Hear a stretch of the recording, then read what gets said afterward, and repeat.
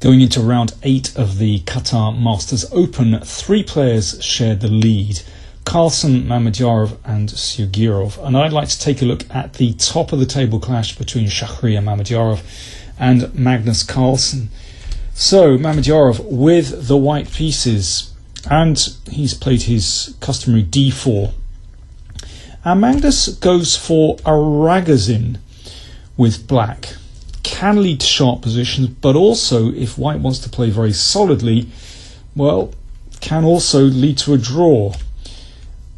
Bishop g5 from Mamedyarov. This is all pretty regular stuff so far.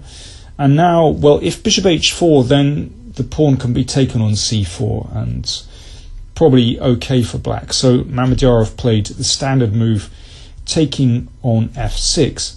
And now if white wants to keep more tension, the most tension in the position, he can give a check on a4.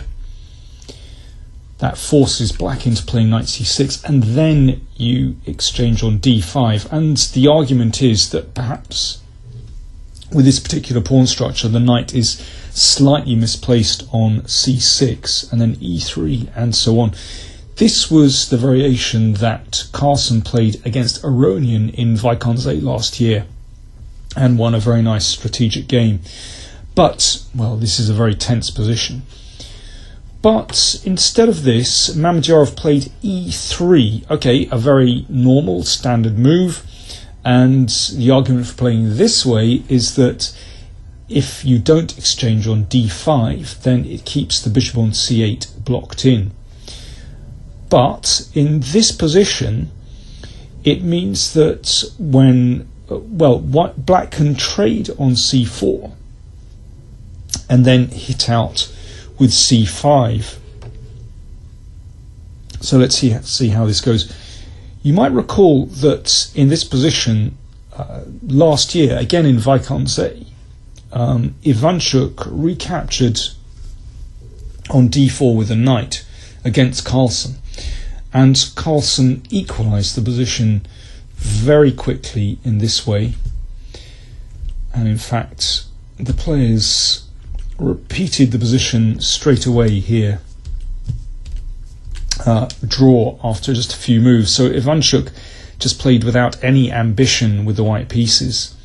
Well, maybe that's understandable when you're playing the world champion, but today clearly Mamedyarov wanted to play for a win, and he played here knight e4. So the queen dropped back, and now e takes d4. So we have a typical isolated queen pawn position. But there, well, I say typical, but the pieces that remain on the board perhaps not so typical, in that black has the 2 bishops. Rook d8 from Carlsen, so putting immediate pressure on the d file. Good move. Black's only problem in this position is that bishop on c8. That this is the typical problem with Queen's Gambit declined type positions. If you can get this bishop to a decent square, usually on this diagonal, then black has solved his problems. But it takes a bit of time to do that. This is a familiar position, actually. It's been seen a few times before. And, well, in fact, Mamedyarov has had this with the white pieces. And his opponent played bishop d7. And Mamedyarov dropped the bishop back straight away to try to get some attack on this diagonal. And, well, he eventually won the game, but it was quite double-edged. But instead of bishop d7 immediately, Carlsen played bishop to a5, and I like this very much. There's no need to develop the bishop yet, but it's a very nice idea to bring the bishop to b6 to apply immediate pressure on the d4 pawn. And it's not so easy for white to get his attack going when he has to take care of this d-pawn. Mamedyarov played knight g3, and now bishop b6. So you can see straight away the pawn on d4 is attacked. And here, this is actually quite a big decision for white, because if he wants to kind of steer the game towards a draw, then you could play d5 here.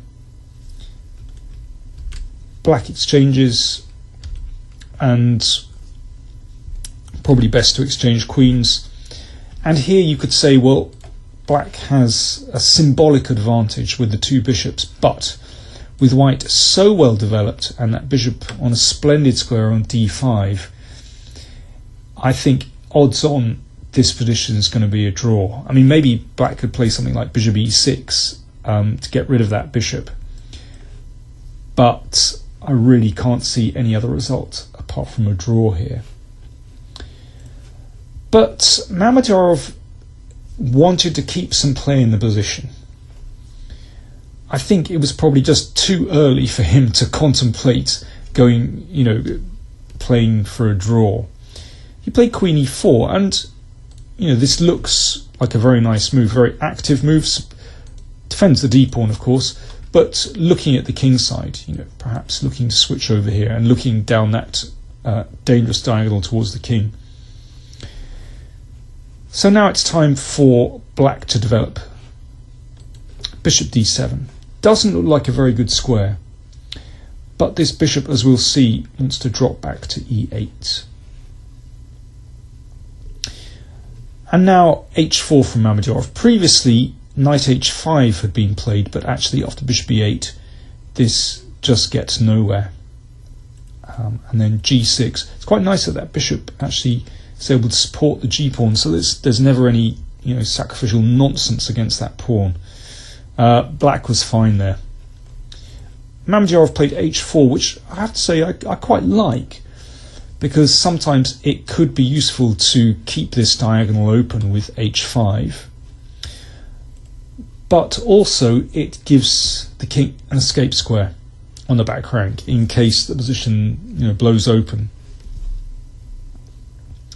Carlsen very quickly played bishop e8.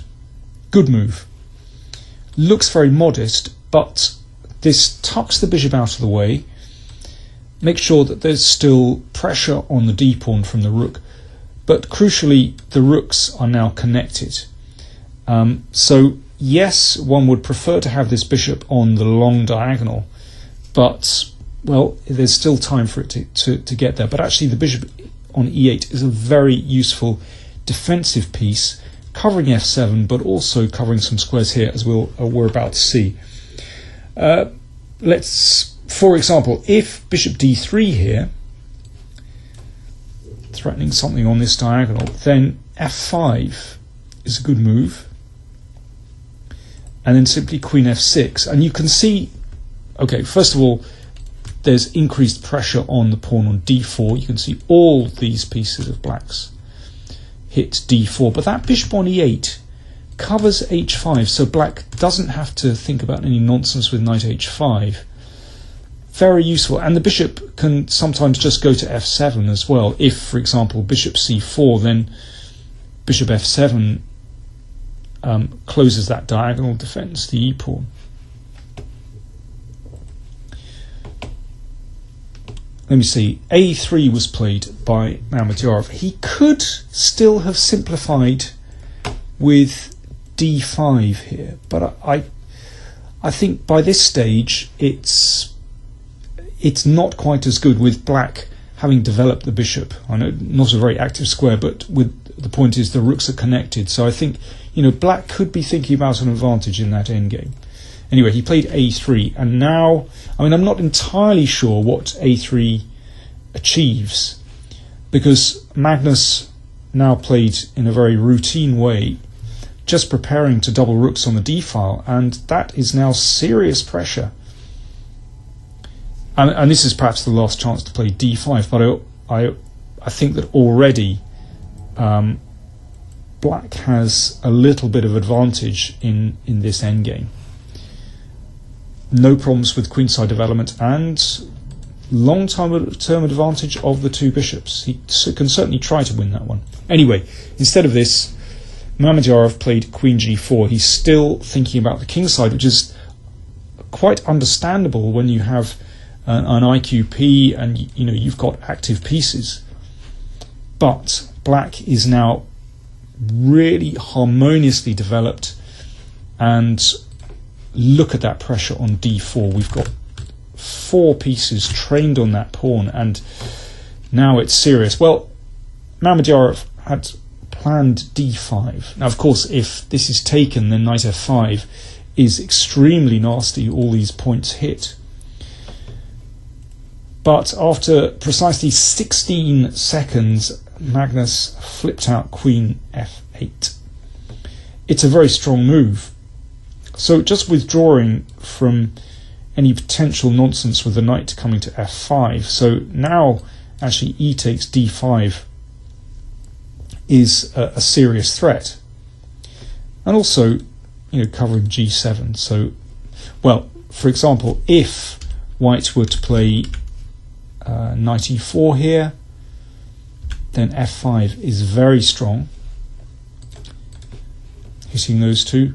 And if instead knight h5, g7 is covered by the queen, and again f5 is incredibly strong, hitting the queen and also opening up the bishop's diagonal. Once again, that bishop on e8 proving very powerfully placed. Mamedyarov is already in deep trouble. He played queen e4, protecting the d5 pawn. But a simple move, knight e7. Remember, this pawn is pinned. White cannot take on e6 because d1 hangs. So this pawn is basically gone. Bishop d3 threatens a mate. That was dealt with very quickly. After precisely 8 seconds, Carlsen played f5, hitting the queen. Queen came to e5, and now knight takes d5. And this is just a clear pawn up for black. And actually, because black is so compact, there'll be very few problems in converting the extra pawn. That queen can come to f6, for example, to trade queens. And in the long term, that pawn on f2, threatened by the bishop, is vulnerable. But of course, yeah, there's going to be trouble on the d-file as well with these beautifully doubled rooks. So Mamedyarov now played a really desperate move. As Carlsen said afterwards, he collapsed completely. This was taken. Looks scary at first, but actually Magnus had prepared a very simple move, rook c6, and after this Mamedyarov resigned. Shocking. 25 moves. He loses with white. So what happens on rook c6? Well, first of all, we should note that if rook takes knight, then the rook on c1 hangs. And if rook takes c6, then the best is pawn takes, just supporting the knight, and black is a piece up for nothing. And if white withdraws the rook to b1, so threatening the knight. Well, I mean, there are various moves here, but this is perhaps the simplest way to go. And the point is that, well, it removes any nonsense with knight e7. It avoids this check, central check. And if rook takes knight, then rook c5 skewers queen and knight. So black simply remains a piece up. An absolutely crushing victory. Now, you could say, is this more of a victory for Carlsen, or is it more of a collapse by Mamedyarov? Well, it's a bit of both. But I have to say, I don't think we should take anything away from Magnus here, because actually his defensive moves were precise. Right from, well, going back to, let's say, move 14, where he played bishop a5 instead of playing bishop d7 immediately. So I think his defense was really accurate. I say defense. These were just, I think, the best moves in the position. Not half best moves, the best moves that put the most pressure on white. And, well, Mamedyarov declined to simplify the position. Maybe he just felt he'd be slightly worse. And, well, Magnus thoroughly deserved this quick victory. So, going into the last round, Carlsen is out on his own with 6.5. I should say that Kramnik defeated Sugirov. So last round pairings, Carlsen 6.5 points against Kramnik, who has 6. Yu Yangyi has 6 points, and he plays Wesley So, who has 5.5. There's a stack of players on 5.5, but only those 3 players will win the tournament. Will we see a repeat of last year where Yu Yangyi snuck in at the end? Let's see. The round begins 3 hours earlier than usual tomorrow. Don't miss it.